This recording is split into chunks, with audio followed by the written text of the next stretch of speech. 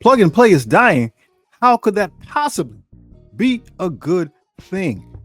Well, we're trying to figure out, is the game becoming less fun or is it becoming more balanced? That's a really difficult question and is something that we need to answer. In order to understand where we are, right, how we got to this situation, where now we're just being presented with cookie cutter 5-person teams, we need to understand how we got here, right? So we need to take a good look at what has happened in the past concerning Marvel Strike Force that will shed some light on where we are now. Let's take a look. To understand what's going on now, we have to think about what has changed. So we need to go back and think about a time in a game when things were different. Perhaps we remember when the Heroes for Hire were the dominant war defense team in the game. This team was unstoppable. They caused a lot of problems in Alliance War. They function like a modern day raid team. If you didn't eliminate one of the characters, they would give each other energy, they would give each other charges, and every time you faced them, you'd be fighting them brand new like nothing had ever happened. Very easily, this team by itself would rack up 10 or more defensive wins in their room alone, right? So that's very different than the Alliance War that we have today. Losing 10 times to a team, that pretty much is going to end your war. 20 defensive losses, that might be, that in many cases is the difference between a win or a loss in a modern day Alliance War. Heroes for Hire would give you that by itself. So time goes on, the game evolves and moves forward. To really help us get through teams like this, new mechanics were introduced into the game. For example, trauma that put negative effects on that team and placed them permanently on that team. The exhausted mechanic was introduced, so you would eventually wear down your opponent. If you continued to attack them, you would be able to punch your way through. People generally don't like defensive war teams, so there was less of those, and the game shifted more and more on the offensive side. Now some of the abilities we have are ridiculous, right? Think about just what we're looking at here with the Annihilators. Endgame Thanos' decay ability that just removes positive effects. The different speed manipulation that you have just on this team alone between Gore, who takes away speed bar, and Gladiator, who doesn't allow you to gain speed bar. So we saw a lot of changes over time. Again, new mechanics, new abilities, theory crafting became more and more of a thing. So generally we get teams like this, 3 main characters, new characters, there's some reworks. Eventually you're going to drop those reworks off and pop in new strong characters to make new meta teams. It's great, right? This is what we're seeing a lot right now in Arena, but it's great. We're really in a high octane theory crafting phase of Marvel Strike Force. We didn't get here by accident. There's a lot of trial and error.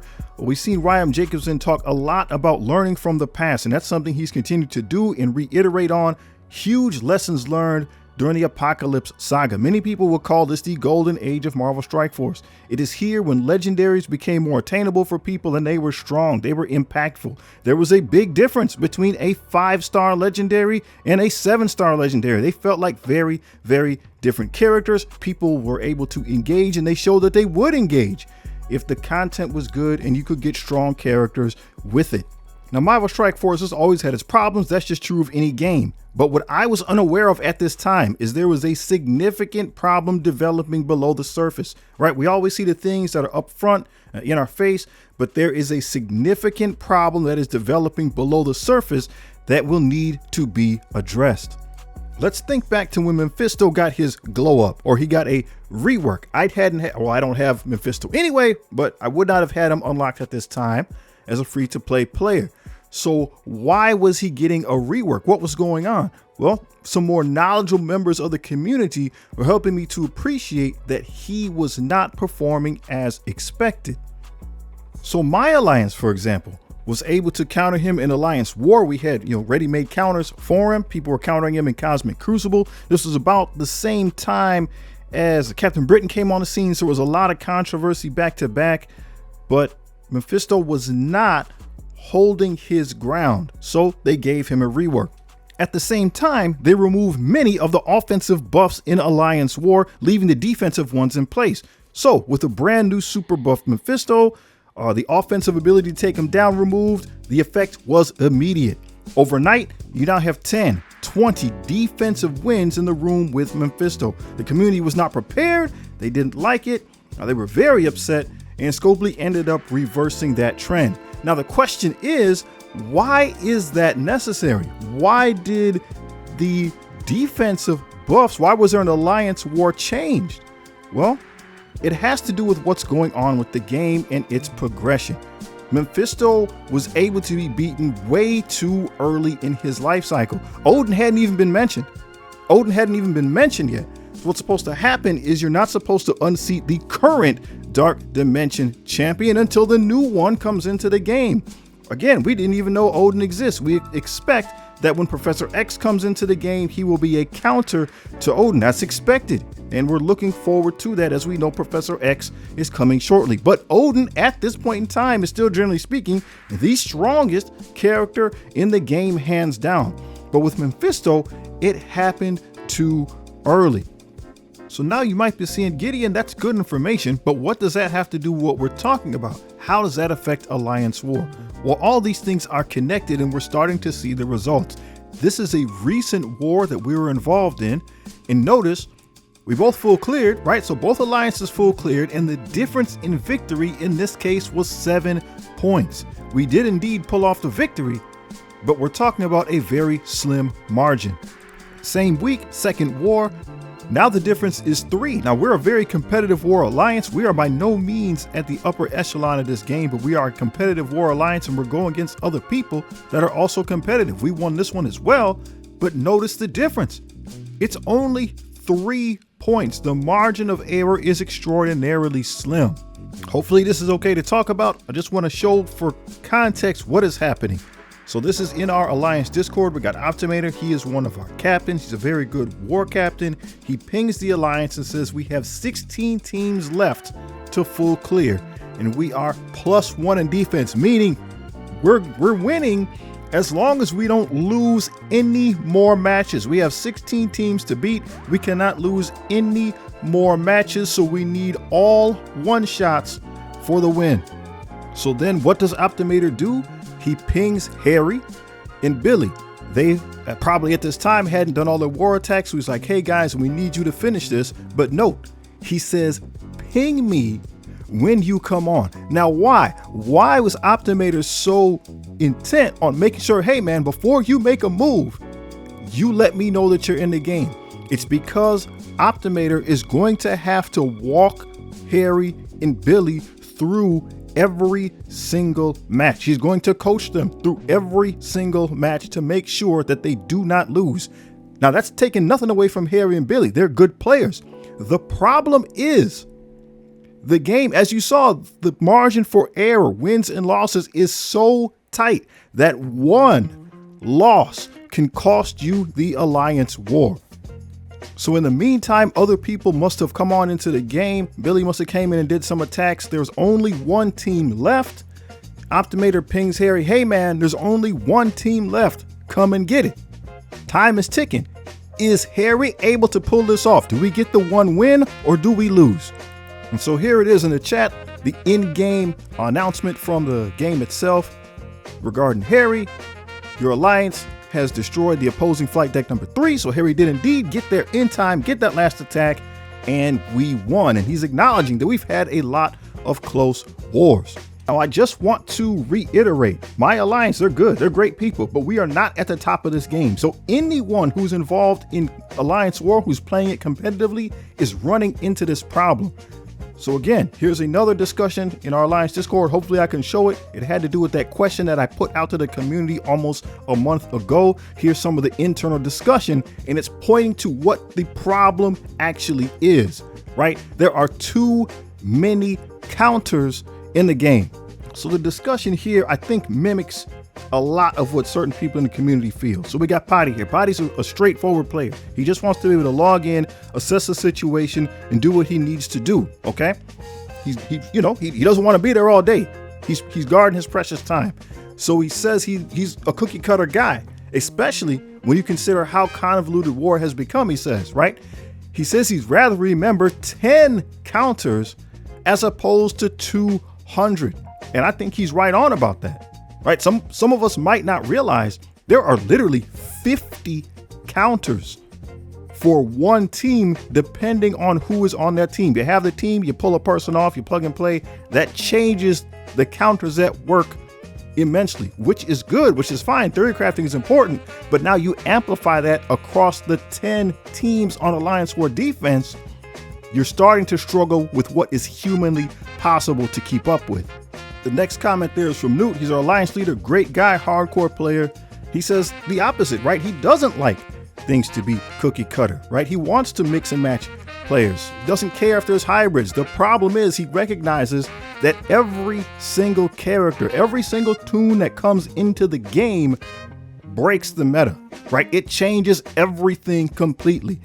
So let's just take the Vigilantes. Vigilantes come into the game. The Vigilante team isn't ready yet, but hey, Punisher, he's got new stats, Elektra new stats. You could just pop one of those individuals in on the old team and that changes things immensely. Stuff that you used to use to get through this old team all of a sudden no longer works. On the surface, that's a good thing, but we're stacking that up on top of everything we've seen in the past, which again starts to make it unwieldy when you talk about how to play the game. Third, we have Makashi. Now, just showing you how ridiculous this is. Makashi, this is a great player. He's a captain in the Alliance. He came to the Alliance like he got drafted, right? Think about it like if it's the draft or free agency. He came to the Alliance solely to help us improve in Alliance War. He's a great player. The dude is a war mastermind, but it's one of those things where they put something out there for a awesome war captain. He applied and got in. Do you understand what we're saying right now? And we're not even, again, the top Alliance by any means in the game, but if you want to win, this is what is going on. And even he says the simpler, the better. All right. The simpler, the better. This is a tough pill to swallow, but it is something that needs to be addressed because we're talking about Alliance War, but this concept is affecting more than just that. See, in response, one of the things that Marvel Strike Force is doing is trying to make the teams more just live in their lane, right? So that's why the Vigilante team and the Starjammers, right, are both really focused on just being a raid team, just being a Crucible team. So we were asking about that. We're talking about that with some other players in the game, and this is some of the responses we got. We got Havoc 60. He doesn't like it that the teams are being more cookie cutter because, as he says right here, they're being recommended for the Xavier Saga. So he fears, I'm assuming, that investment in the Vigilante team, although it's necessary, won't have any effect on a wider game. And he feels like he probably has to do it just so he can get Professor X. Cyber Catman agrees, and he's kind of expanding on that. He recognizes, hey, it doesn't matter if the teams are just pigeonholed into one game mode, but if it's so much so that you have no flexibility, that you can't pop one guy off, if it's got to be all 5 characters and you can't even pop one guy off and flex the team, right? He doesn't like that, which makes sense. There should be flexibility. There should be theory crafting. There should be a way to adjust and play these different characters in different ways. There's also a comment there at the bottom about Overpower. Now, this is before Overpower came into the game, so we'll be collecting some information on that now that it has actually hit the meta. But Cyber Catman does make an important point, right? Again, this is before Overpower came into the game, but he recognized it's going, if you have to build all the characters and you have to build all the characters to the hilt because of what Overpower is going to do, then again, that creates a different kind of a problem. Now let's start pulling all this stuff together. We have a lot of abilities, a lot of characters, a lot of mix and match, a lot of plug and play, and all that stuff is good for the game. It is great for the game. However, over time, what has happened is that has caused the meta to be out of control. It is so far away from control that Scopely themselves are having difficulty keeping things in order, right? So for example, Starjammers, the strongest Crucible team in the game yet. They're supposed to come in, wreck shop, and beat everybody, right? They're supposed to dominate. But yet we found once they made their way into the game that was not the case. They continue to get revised, they continue to get updates, and people ask the question, do they even test things over there? Do they even test the characters before they come out? My guy, I assure you wholeheartedly that they do. They put these cats to the test. Not only that, because of some of the changes that Ryan Jacobson has made, There's a lot of people who get their hands on this stuff and are able to test them. We know that obviously the envoys get a hand in testing these characters, so some of the most strategic minds you have playing this game touched the characters and gave feedback. They got internal testers, right? There's people that work for the company that obviously do a ton of testing that also play the game. They got external testers, people that this their job is to just test video games, and everybody gives feedback. So there already were tons of adjustments that were made to the team before they released, but when they came to the game, what happened? Again, the team did not perform as intended. There were teams that we tested that we know that they beat hands down, but in the live game they didn't. Why? Again, too many variables. Just the fact that moving a certain person from position number 2, let's say, to position number 5, and then that happens on the opposing team, it changes the order that the passives fire, and then there's a loss. It's crazy. It's crazy. And the fact that people are able to still use 4-year-old characters, right? Just for perhaps their passive ability or for one of their abilities. Again, you can't, there's 300 some characters in the game. You can't realistically test every combination of character and understand the outcome. It's just beyond the ability of human comprehension at this point. And because of that, there are going to be unintended consequences, like a team not performing the way that it should perform. One way to deal with that is with a sunset system, okay? And Marvel Strike Force has that built into the game. That's the reason why power creep exists the way it does. That's the reason. This is just my opinion, right? Nobody telling me this, but this is just my opinion. That's the reason why about every 2 years, there is a significant jump, right, in power creep. A significant jump happens about every 2 years. The point would be to push teams out of the meta. Okay. Now I used to play this collectible game called Hero Clicks, and they would just have like a 2-year tournament cycle that in this 2-year window, these are the only characters that you can use in the tournament setting. That's how they kind of kept the meta under control. Marvel Strike Force isn't going to do that. You don't want them just simply removing characters' abilities and saying you can't use them. So again, they're going with this huge power creep that happens about every 2 years that is supposed to push the older teams out of the meta. But with the abilities ramping up the way they do, with the new skills and things introduced into the game, it's just hard to keep tabs. It's right. It's not working the way it's intended. Weighing in on that same concept is Gangster KT, friend of the channel, right? The dude always, his insights, I just love his insights when it comes to things about Marvel Strike Force. So again, whether we agree or disagree, that's not the point. He's bringing some good information here. He's talking about the way to fix it is either you have to turn the power creep up more or limit the characters to certain game modes. Okay, so regarding that question of do we need the 5-man teams, he says overall, he says that that's good in the sense that he doesn't want the power creep, right? But it hurts the theory crafting potential. And again, that's something that I think people like. You want to be able to mix and match players. You want to be able to change things up, but he recognizes that somehow things do need to be brought under control. KT, feel free to clarify or add on in the comments below. And hey, maybe we could just get you back on the podcast and you can explain your viewpoints there. Now, we started working on this video before Overpower was in the game, right? And because of everything that we've stated so far, I believe that's part of the reason why Overpower is being introduced, right? Because like they said, it's to restore balance to the Marvel Strike Force universe. Without that balance, things are going to get more and more out of hand, right? Alliance War, people like the game mode and it's getting out of hand. It's spreading to Crucible. It's going to cause problems. And one of the things that culturally we have to change is we need to recognize that different players deserve different rewards. A person who plays the game casually, they come in, they interact with the content, they definitely deserve to be rewarded. But the person that's putting in more effort, who's a more hardcore player, deserves to get their rewards as well.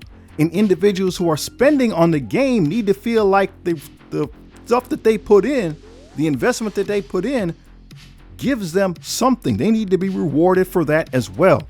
Marvel Strike Force in general is really good, and things have been going really well in the game for a really long time, and people have been able to somehow spin this narrative, which is untrue, that individuals who spend money on the game, the whales and the krakens, that they don't actually know how to play. So people call themselves whale hunters and stuff like that. And they say, well, a smart player should be able to do better than a person who spends money. And that's true. That's true to an extent. But the problem that we don't seem to understand is much of our free-to-play success has to do with the variables that we mentioned. The power to punch up isn't big enough. The so-called gap between the free-to-play and the spenders, that gap in reality is not there to the extent that people think that it is. That's why a person can get into Cosmic Crucible, they're not really spending any money, and they can beat the biggest spenders in the game. Is it because the biggest spenders don't play because they're not good? No, it's because a person can take their team and punch up into a maxed out team, and the gap between them simply is not big enough. And because of that, the whales and the krakens are crying, right? But I get it, right? I get it. There's no incentive for them to spend. And if there's no incentive for them to spend, then they don't, and the game goes away. So somehow both parties need to be compensated. I mean, again, we're putting this video together before Overpower came into the game. So I could take this team right here, pop somebody off, put in a strong player, and I could punch up immensely against other superpowered teams in Alliance War. And again, that's because of the variables that we mentioned earlier. So is it fair? Is it fair that I'm putting zero investment into a team, someone else is maxing out a team, and I can just reach up and knock them out? Is it fair that somebody pushed, went hard, got the newest meta Dark Dimension champion, and then in a couple weeks, I have put in zero investment and I can just slap that person out of the #1 spot? All right, so we covered a lot of information. And I'm really curious to know what you think, right? Some of the problems that we have shown is because of the awesomeness of the game in actuality, because of the theory crafting, because that there's so many characters that are still usable, right? Because of the vast variety of abilities that are useful in the game, it's causing a different kind of problem, something that many of us may not realize, right? People don't feel like they're getting their money's worth on their investment. So if they don't spend, then there's not going to be any game left for us to play. People that like playing the game competitively, especially in Alliance War, where there's big groups of people playing, it's difficult to actually compete because the variety is simply just too much. It's just too much. It's out of control, and it's out of control to the point where bringing new teams to the game, there's no way to guarantee that they function as intended because you can't predict the variety of things that could happen. So something has to change, right, to keep the game moving forward and to make sure we're still having fun. I would like to hear your comments on the subject. Do you have any suggestions? I'm sure people are open to discussion. There's a lot of people upset, which I get, but that by itself doesn't help. It doesn't do any good. Let the emotion move you to action. How are some ways things could be addressed and fixed? I really want to hear from you. And hey, if you haven't seen this video yet over here, please check it out, man. It's legit.